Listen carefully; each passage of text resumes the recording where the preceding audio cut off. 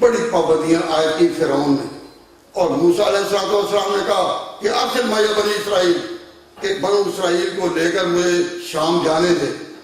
اس نے کہا کہ نہیں جانے دینا، اور جس رات موسیٰ علیہ السلام نکلے تو ان کے سامنے ہی فرعون ڈوبا یا نہیں؟ تو حضرت موسیٰ کی اور بنو اسرائیل کی مخالفت رہی، ان پر مظالم کے پہاڑ توڑے گئے، پر مظالم رہے ہمیشہ یا نہ رہے؟ ان کے سامنے دشمن دبے یا نہ؟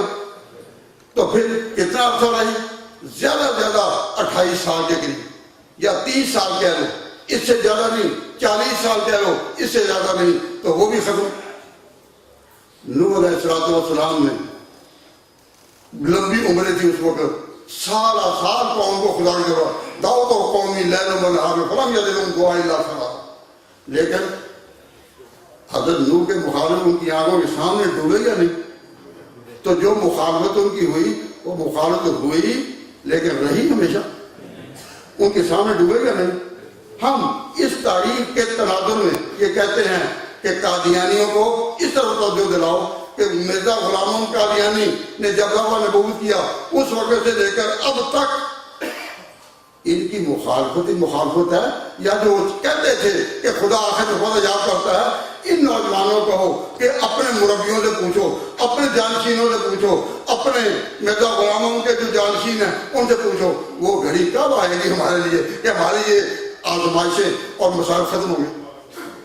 مسلمانوں کے مسائل ختم ہو گئے، بنو اسرائیل کے ختم ہو گئے، قوم نوح کے ختم ہو گئے، دنیا کی ہر قوم میں ختم ہو گئے، اور ان پر مرزا غلام محمد کو مرے ہوئے 100 سال سے زیادہ عرصہ ہوا، لیکن ان کی جو سختیاں تھیں، ان کی جو محنتیں تھیں، اس پر کوئی بھی سورج چڑھا؟ تو ان کو جب توجہ دلائیں کہ ہمارے پیغمبر پر 13 سال کے بعد حالات بدل گئے، فلاں قوم پر اتنے سالوں بعد بدل گئے، تو تم اپنے سربراہ سے پوچھو ہمارا حال کب بدلے گا؟ ایک سوال کرنے کا حق ہے یا نہیں؟ اگر ہم یہ سوال ان کے دماغوں میں اتار دیں، اور مہدی اور مسیح کی بحثوں میں نہ، کیوں؟ وہ علمی باتیں ہیں، نہ ان کے پاس علم ہوتا ہے، نہ سمجھتے ہیں، اور ہمارے ساتھی اپنا وقت ضائع کرتے ہیں ان کے ساتھ بات کرتے ہوئے۔ ان کو کہو کہ بھئی یہ مسائل ایک طرف، لیکن تم یہ اپنے سربراہ سے پوچھو کہ تمہارا یہ حال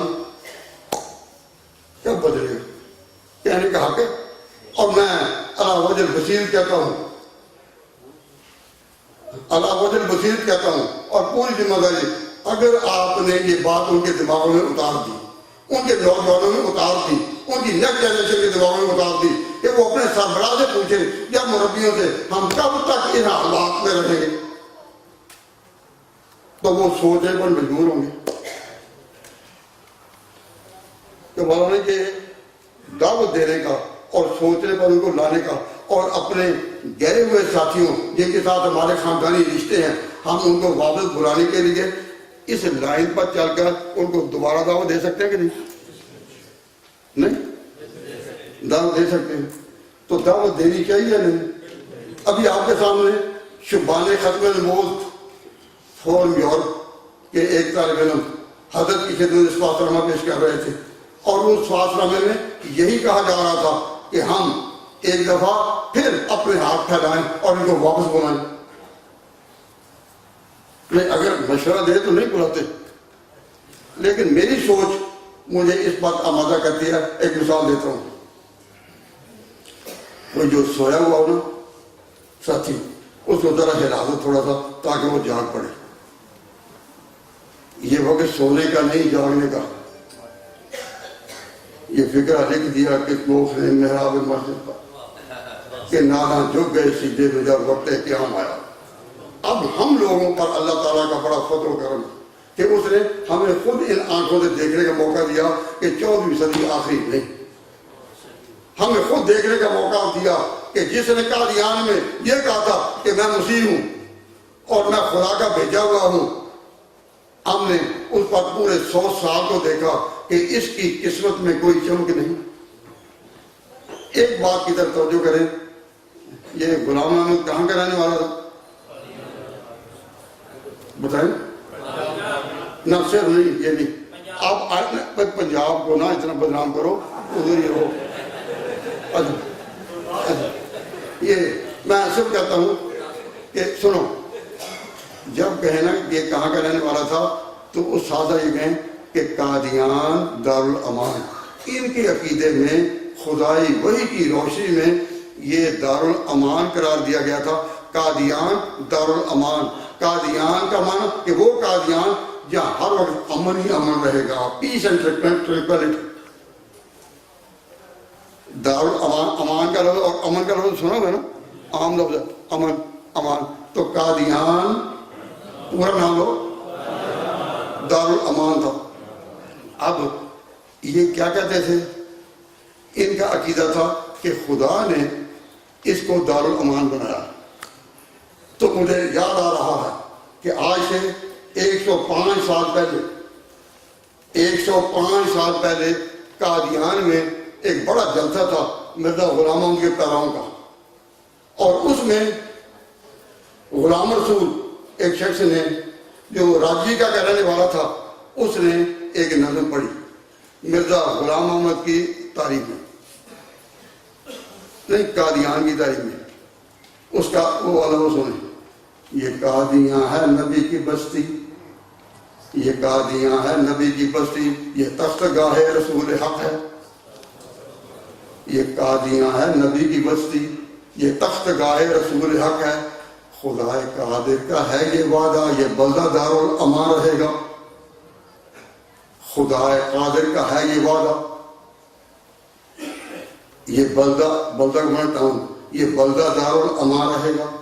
تو جب خدا کا وعدہ ہے کہ یہ بلدہ امن والا رہے گا، تو یہ اس کا حوالہ ہمارے پاس ہے، اگر کسی کو ضرورت ہو ہم دے بھی سکتے ہیں، لیکن اس وقت میں حوالوں اور مسائل سے ایک طرف رہ کر آپ کے دماغ میں یہ بات ڈالنا چاہتا ہوں کہ آپ ان سے یہ کہہ سکتے ہیں نا کہ جس کو خدا نے دارالامان بنایا، تو خدا کا یہ جو پلیج ہے اس کے بارے میں ہم ایک سوال کرتے ہیں کہ whether Sikh were in this position to break that pledge of Almighty Allah۔ اللہ نے جو عہد دیا تھا سکھ اس کو توڑ سکتے تھے؟ 1947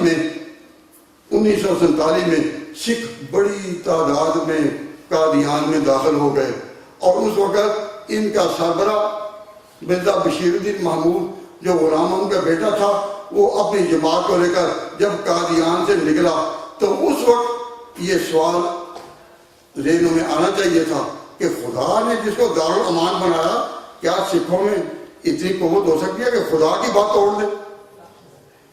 کیوں بھائی سکھ اس پوزیشن میں آ سکتے ہیں وعدہ خدا کا ہو اور سکھ توڑ دے؟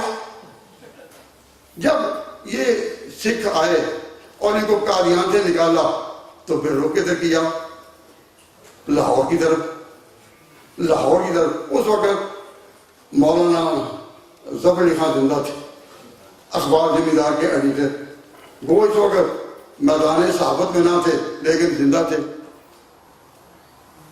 انہوں نے اس چلتے ہوئے قافلے کو کہا، جو قافلہ قادیان سے نکل کر آ رہا تھا لاہور کی طرف، پاکستان کا اعلان ہو چکا تھا اور وہ آ رہا تھا، تو مولانا ظفر علی خان نے ذریت البغایا کل تک تھا نام جن کا،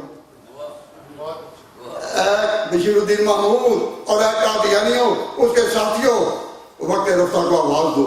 تم انہی مسلمانوں کو جنہوں نے پاکستان بنایا اور وہ پہنچ رہے ہیں لاہور کی طرف، اب تم انہی کی طرف رخ کر ذریت البغایا کل تک تھا نام جن کا۔ آج ان کی چاپلوسی کیوں ہو گئی ضروری؟ آج ان کی چاپلوسی کیوں ہو گئی ضروری؟ مکہ کو چھوڑ آیا کیوں قادیاں کا نوری؟ اب میں آپ کو یہ بات کہہ دوں، آپ یہ بات اگر سمجھیں تو کیا آپ قادیانی ینگسٹر ان کے نئے نسلوں کے کانوں میں یہ بات نہیں ڈال سکتے کہ بھئی جب خدا کا وعدہ تھا تو تم وہاں سے نکلے کیوں؟ اور جب یہ آئے نا حضرت پاکستان میں، جب یہ پاکستان میں آئے تو دریائے چناب کے کنارے انہوں نے ایک بستی کا نام رکھا ربوہ، ربوا وآویناہما الی ربوۃ ذات قرار معین۔ حضرت مریم، حضرت عیسیٰ اور مریم کو خدا نے جہاں پناہ دی تو اس کو ذکر کیا گیا کہ ہم نے ایک ٹیلے کے پاس ان کو پناہ دی۔ تو یہ جب آ گئے تو انہوں نے کہا ہم بھی پناہ گزین ہیں۔ اوروں کا نام تو پناہ گزین تھا ہی، انہوں نے کہا ہم بھی پناہ گزین ہیں۔ تو پناہ کہاں ملی؟ ربوہ میں، ربوہ میں ان کو پناہ ملی۔ اور کچھ وقت کے بعد جب ان کو غیر مسلم مکلین قرار دے دیا گیا اور ربوہ کا نام بھی بدل دیا گیا تو پھر ربوہ سے بھی چل دیے۔ تو آپ ان کے ذہن میں یہ بات ڈالیں، نہ کہیں جہاں میں امان ملی، نہ کہیں جہاں میں امان ملی، تو امان ملی تو کہاں ملی؟ کہ پہلے تم نے کہا قادیان دارالامان ٹھکانہ نہیں، پھر تم آئے ربوہ میں کہ یہاں پناہ ملے گی اور یہاں بھی پناہ نہیں، نہ کہیں جہاں میں امان ملی، جو امان ملی تو کہاں ملی؟ یہ باتیں اگر آپ ان کے ذہنوں میں ڈالیں اتنی، یہ مسائل کی بات کریں تو آپ صاف کہیں کہ مسائل ہمیں نہیں آتے، ہم قرآن حدیث میں we are not well versed in the book and the sunnah and we are not in position to confront you on these issues۔ عہد کریں کہ ان کے ساتھ علمی بات نہیں کرنی، علمی بات علماء ہی جانتے ہیں اور علماء ان پر حجت تمام کر چکے ہیں۔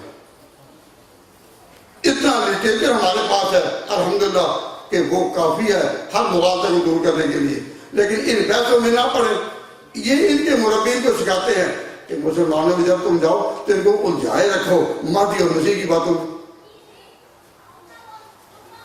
تو جب الجھائے رکھو گے وہ اس طرح تو آئیں گی ہی نہیں کہ مرزا غلام محمد نے جو کچھ کہا تھا اس پر کیا گزری۔ تو آپ کی کامیابی اسی میں ہے کہ آپ ان کو توجہ دلائیں۔ اور میں اپنے طور پر یہ کہتا ہوں جو باتیں میں نے کی کوئی علمی نہیں، یہ فکری ہے، فکری جو جب انسان تاریخ کی طرف نظر کرے، واقعات گزشتہ کی طرف نظر کرے تو فکر پیدا ہوتی ہے۔ جن کو اللہ نے علم دیا ہے علماء جانے، انہوں نے علمی طور پر حضور کی ختم نبوت کے گرد پہلا دیا اور اس میں وہ کامیاب ہیں۔ لیکن قادیانیوں پر اب وقت کون سا آ گیا؟ کتنے سال ہو گئے؟ 100 سے زیادہ سال ہو گئے۔ اب جتنی جماعتوں پر، جتنی الہی جماعتوں پر سختیاں ہوئیں اور مسائل کے پہاڑ ٹوٹے، کوئی 13 سال، کوئی 25 سال، کوئی 30 سال، کوئی 40 سال، ہمیشہ کے لیے کوئی اس درجے میں رہے تو قادیانیوں سے پوچھو، ان کے نوجوانوں سے پوچھو، کیا تم ہی وہ بدقسمت ہو کہ جن کی قسمت میں سچائی کا سورج کبھی نہیں چڑھے گا؟ تمہارے باپ دادا نے جلد بازی میں اپنا انصراع کیسے کر لیا؟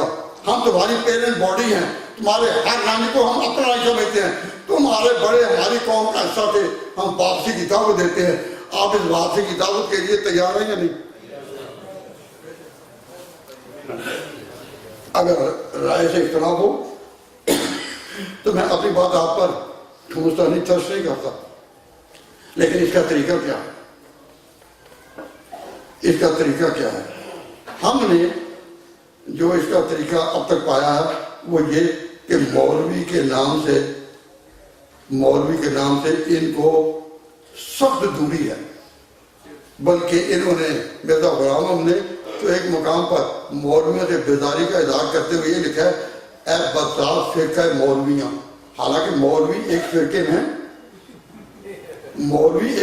ہیں نہیں، تو کہا اے بدزاد فرقہ مولویاں۔ تو ان کو سکھایا گیا ہے بھئی کسی مولوی کے قریب نہ جاؤ، کسی مولوی کی بات نہ سنو۔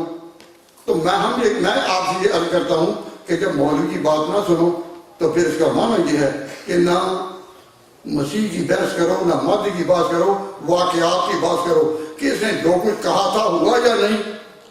اس نے کہا تھا کہ میرے آنے پر خنزیر کا کھایا جانا بند ہو جائے گا، وہ بند ہوا؟ تو انگلینڈ میں پھرنے والوں، مارکیٹوں میں جانے والوں، جب ان کی مارکیٹوں میں تم جاتے ہو تو کیا خنزیر بکتا ہوا عام نظر نہیں آتا؟